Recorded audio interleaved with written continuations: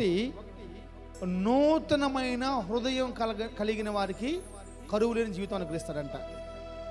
ఏంటమ్మా? నూతనమైన హృదయం. నూతన సంవత్సరంలో మనకి ఏ హృదయం కావాలి? నూతన హృదయం కావాలి. అన్నీ కొత్తవి అయిపోయినాయి కదా. చాలామంది ఇళ్ళు కొత్తవి అయిపోయినాయి. చాలామంది ఇంట్లో కిచెన్లో వస్తువులు మొత్తం కొత్తవి అయిపోయినాయి. అంటే శుభ్రం కడుక్కున్నారు. బెడ్షీట్లు కొత్తగా అయిపోయినాయి. కొత్త డ్రెస్సులు మన ఇంట్లోకి వచ్చినాయి. కొత్త వస్తువులు మన ఇంట్లోకి వచ్చినాయి.